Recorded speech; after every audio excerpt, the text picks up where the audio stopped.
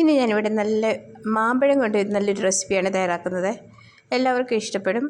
വളരെ പെട്ടെന്ന് തന്നെ നമുക്ക് തയ്യാറാക്കാൻ പറ്റും. അതുപോലെ ഇപ്പം നമ്മുടെ മാമ്പഴത്തിൻ്റെ സീസണാണല്ലോ, വളരെ വേഗത്തിൽ തന്നെ തയ്യാറാക്കാൻ പറ്റും. ഒരു വർഷത്തേക്ക് നമുക്ക് കേടുകൂടാതെ സൂക്ഷിച്ച് വെക്കാൻ പറ്റും. മാങ്ങയില്ലാത്ത സമയത്ത് നമുക്ക് കഴിക്കാൻ പറ്റുന്ന ഒന്നാണ്. അതുകൊണ്ട് നിങ്ങളും ഇതുപോലെ തയ്യാറാക്കി നോക്കുക. തയ്യാറാക്കി ഫ്രിഡ്ജിൽ സൂക്ഷിക്കുക. അടുത്ത മാമ്പഴം ഉണ്ടാകുന്ന സമയം വരെ നമുക്ക് കഴിക്കാൻ പറ്റും. അതിനായി ഞാൻ ഇവിടെ എടുത്തിരിക്കുന്നത് ഈ രീതിയിലുള്ളൊരു മാമ്പഴമാണ്. കുഴപ്പമില്ല, ഏത് മാമ്പഴം എടുത്താലും കുഴപ്പമില്ല. ഞാൻ എടുത്തിരിക്കുന്നത് ഈ രീതിയിലുള്ള. ഇത് തൊലി ചെത്തിയെടുക്കാൻ ഇച്ചിരി ബുദ്ധിമുട്ടാണ്, പക്ഷേ ഞാൻ ഇങ്ങനെ തൊലി ഇതുപോലെ എടുക്കാൻ വളരെ എളുപ്പമാണ്. അതുകൊണ്ട് ഞാൻ ഇങ്ങനെ തൊലി കളഞ്ഞതിന് ശേഷം ഇതെല്ലാം എടുത്തിട്ടുണ്ട്. ഇതിൻ്റെ പൾപ്പൊക്കെ ഒന്ന് എടുത്ത് കാണിക്കാം. നിങ്ങളിതുപോലെ വീട്ടിൽ തയ്യാറാക്കി നോക്കുക. ഇത് നല്ല പഴുത്ത മാങ്ങയാണ്. പുഴുവൊക്കെ ഉണ്ടോ നോക്കിയിട്ട് വേണം നമ്മളിത് തയ്യാറാക്കി എടുക്കാൻ. ലൈറ്റിൻ്റെ വെട്ടത്ത് ശരിക്കും മഞ്ഞ കളർ കാണുന്നില്ല, പക്ഷേ ഇത് നല്ല മഞ്ഞ കളറുള്ള മാമ്പഴമാണ്. ഞാൻ ഈ രീതിയിൽ ഇതിൻ്റെ പൾപ്പെല്ലാം ഒന്നെടുത്തിട്ടുണ്ട്. ചെത്തിയല്ല എടുത്തത്, ഞാൻ സ്പൂണ് വെച്ചിട്ട് മാങ്ങ കീറിയിട്ട് അത് സ്പൂണ് വെച്ചിട്ട് എടുക്കുക. അത് എളുപ്പമാണ്. നമ്മൾ ചെത്തുന്നതിനെക്കാട്ടും എളുപ്പമാണ് ഇങ്ങനെ എടുക്കുന്നത്. പിന്നെ വേറെ സൈസിലെ മാങ്ങയൊക്കെ ഉണ്ടല്ലോ, ചെത്തി എടുക്കാനേ പറ്റത്തുള്ളൂ. ഈ രീതിയിലുള്ള മാങ്ങ എനിക്ക് തോന്നുന്നു ഇങ്ങനെ എടുക്കുന്നതാണെന്ന് തോന്നുന്നു എളുപ്പം. ഏതായാലും കുഴപ്പമില്ല. ഞാൻ ഇതെടുത്ത് ഇനി ഇതൊന്ന് അരച്ചെടുക്കണം. മിക്സിയിലിട്ട് കൊടുത്തിട്ട് നല്ലവണ്ണം ഒന്ന് അരച്ചെടുക്കാം. കഷ്ണമില്ലാതെ തന്നെ നല്ല ഫൈനായിട്ട് ഇതൊന്ന് അരച്ചെടുക്കണം.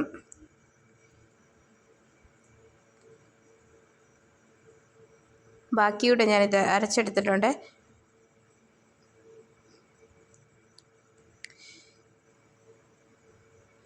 എനിക്കിതിൻ്റെ കറക്റ്റ് അളവ് അറിയത്തില്ല. എനിക്ക് തോന്നുന്നു ഞാൻ അരച്ചെടുത്ത് കഴിഞ്ഞപ്പോൾ എനിക്ക് തോന്നുന്നു ഇത് 1 കിലോ ഉണ്ട്. അതിൽ കൂടുതലുണ്ടായിരുന്നല്ലോ മാങ്ങ.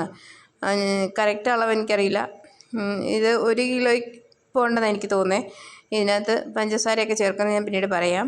ഈ രീതിയിൽ ഞാൻ നല്ല ഫൈനായിട്ട് നല്ല പേസ്റ്റായിട്ട് അരച്ചെടുത്തിട്ടുണ്ട്. വെള്ളം ചേർക്കാതെ വേണം അരച്ചെടുക്കാൻ. ഇനി നമുക്ക് ഇതെങ്ങനെ തയ്യാറാക്കുന്നതെന്ന് നോക്കാം.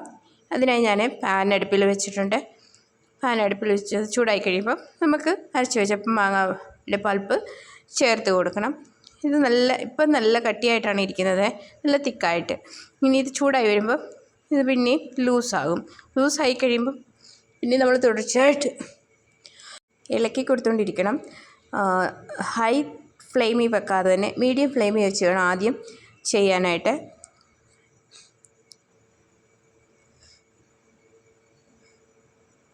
തുടർച്ചയായി തന്നെ ഇളക്കി കൊടുത്തുകൊണ്ടിരിക്കുക. പിന്നെ നിങ്ങൾ ആദ്യമായിട്ടാണ് എൻ്റെ ചാനൽ കാണുന്നതെങ്കിൽ സബ്സ്ക്രൈബ് ചെയ്യുക, സപ്പോർട്ട് ചെയ്യുക. പിന്നെ എൻ്റെ വീഡിയോയുടെ അഭിപ്രായം കൂടി നിങ്ങൾ അറിയിക്കുക. ഇനി തുടർച്ചയായി ഇളക്കി കൊടുക്കാം.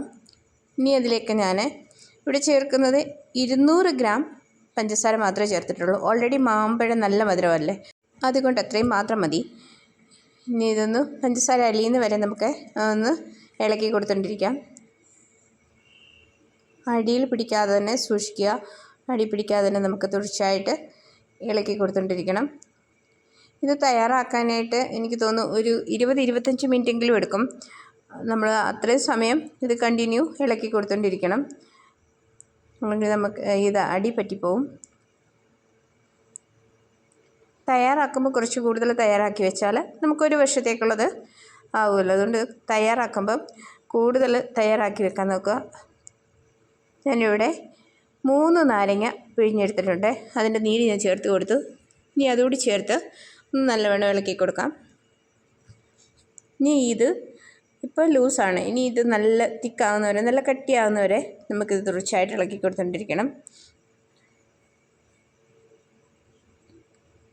ഇതുപോലെ കുറുകി വന്നതിന് ശേഷം ഇനി നമുക്ക് തീ ഓഫ് ചെയ്യാം. നല്ലവണ്ണം കുറുകി വന്നിട്ടുണ്ട്, നല്ല തിക്കായിട്ടുണ്ട്. ഓക്കെ, ഇനി ഞാനിതിന് പകുതിയല്ല 3/4 ഭാഗം ഞാനിത് കോരി മാറ്റുന്നുണ്ട്. കുറച്ച് 1/4 ഭാഗം അത് ഞാൻ മസാല ചേർത്തിട്ടാണ് ഇനിയും തയ്യാറാക്കുന്നത്. തീ ഓഫാക്കി വെച്ച് ഇനി ഇതിലേക്ക് നമുക്ക് കുറച്ച് ചേരുവകൾ ചേർത്ത് കൊടുക്കണം. മുളക് പൊടി ചേർത്ത് കൊടുത്തു. അതിനുശേഷം ജീരകത്തിൻ്റെ പൊടി ചേർത്തു. പിന്നെ ബ്ലാക്ക് സോൾട്ട് ചേർത്തു. അതിനുശേഷം ചാട്ട് മസാല ചേർത്തു. അതിൻ്റെ കൂടെ തന്നെ കുരുമുളക് പൊടി കൂടി ചേർത്തു. ചാട്ട് മസാല കടകളിലൊക്കെ കിട്ടും. അതുപോലെ ബ്ലാക്ക് സോൾട്ട്, കാല നമക്കെന്ന് ഞങ്ങൾ പറയുന്നത്, അതും മോളുകളിലൊക്കെ കടകളിലൊക്കെ കിട്ടും. അത് ചേർക്കുക. പിന്നെ മസാല ചേർക്കുന്നത് അവരവരുടെ ഇഷ്ടത്തിനനുസരിച്ച് കൂട്ടുകയോ കുറയ്ക്കുകയൊക്കെ ചെയ്യാം. ഇത് നല്ലൊരു ഇത് എന്താ പറയുന്നത്, നല്ലൊരു മസാല കൂട്ടാണ്, നല്ല ടേസ്റ്റാണ്. അതുപോലെ മധുരം, എരിവ്, പുളി എല്ലാം കൂടി ചേർന്നിട്ട് നല്ലൊരു ടേസ്റ്റ്, ഒരു രക്ഷയുമില്ലാത്ത ടേസ്റ്റാണ്. ഇതെല്ലാം ഞാനൊന്ന് മിക്സാക്കി വെച്ചിട്ടുണ്ട്. ഇനി നമുക്കിത് വെയിലത്ത് വെച്ച് ഉണങ്ങണം. അതിനായിട്ട് പ്ലേറ്റിലേക്ക് നെയ്യ് ചേർത്ത് കൊടുത്ത് നെയ്യൊന്ന് ഇത് പ്ലേറ്റിലൊന്ന് ആക്കി കൊടുത്തതിന് ശേഷം ഇത് നമുക്ക് തയ്യാറാക്കി വെച്ചിരിക്കുന്ന മാമ്പഴത്തിൻ്റെ കൂട്ട് ചേർത്ത് കൊടുക്കാം.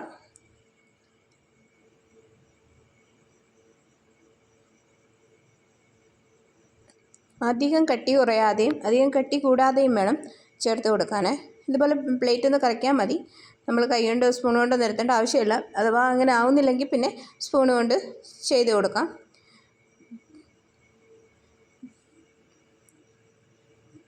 ഇങ്ങനെ ഇതുപോലെ പ്ലേറ്റിൻ്റെ ഷേപ്പിനനുസരിച്ച് ചെയ്തെടുക്കാൻ വട്ടത്തിൽ.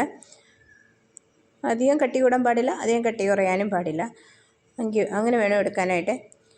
ഞാനിവിടെ മസാല ചേർത്ത് ചെയ്യുന്നത് കുറച്ച് കട്ടിക്കാണ് എടുക്കുന്നത്.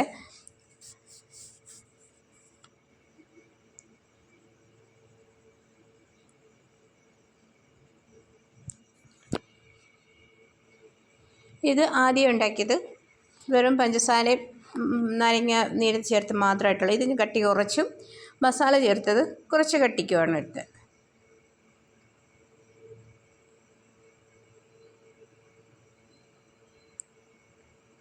ഈ രീതിയിൽ ഞാനിവിടെ ആ 2 കൂട്ടും ചെയ്തെടുത്തിട്ടുണ്ട്. ഏത് പാത്രത്തിൽ വേണമെങ്കിലും എടുക്കുക. സ്റ്റീലിന് ഇതുപോലെ ഉണങ്ങാൻ സൗകര്യമുള്ള ഏത് പാത്രത്തിലും. ഞാനിവിടെ ഒരു വലിയ അടപ്പ് എടുത്തിട്ടുണ്ട് സ്റ്റീലിൻ്റെ.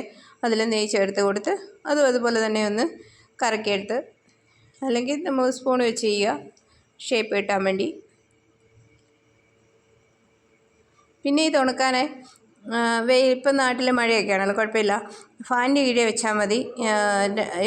2 ദിവസത്തിന് ചിലപ്പോൾ 3 ദിവസമൊന്നും എടുക്കുന്നില്ല. ഇവിടെ നല്ല വെയിലാണ്, 37, 40, 41 ഡിഗ്രി ആണ് ഇവിടെ. അതുകൊണ്ട് എനിക്കത് ഒറ്റ ദിവസം കൊണ്ട് ഉണങ്ങി എടുത്തു. പിന്നെ മസാല ചേർത്തത് ഒറ്റ ദിവസം കൊണ്ട് ഉണങ്ങിയില്ല, അത് 2 ദിവസം കൊണ്ടാണ് ഉണക്കിയത്. ഇനി ഇതെല്ലാം ഒന്ന് നമുക്ക് മുറിച്ചെടുക്കണം. ഇളക്കിയെടുക്കുക ആദ്യം. അതിനുശേഷം നിങ്ങളുടെ ഇഷ്ടത്തിനനുസരിച്ച് ഏത് ഷേപ്പ് വേണമെങ്കിലും കട്ട് ചെയ്ത് ഫ്രിഡ്ജിൽ സൂക്ഷിക്കുക. അടുത്ത വർഷം വരെ നമുക്ക് മാങ്ങ ഇല്ലാത്ത സമയത്താണെങ്കിലും കഴിക്കാൻ നല്ല, കുട്ടികൾക്കൊക്കെ കൊടുക്കാൻ നല്ല. എനിക്കൊന്നും ഇപ്പം മാങ്ങയുടെ സീസണിൽ കഴിക്കുമ്പോൾ അത്രയും ടേസ്റ്റ് തോന്നുന്നില്ല. അതേസമയം മാങ്ങ ഇല്ലാത്ത സീസണിൽ കഴിക്കുമ്പോൾ മാങ്ങയുടെ ടേസ്റ്റ് അത് ഭയങ്കര ടേസ്റ്റാണ്.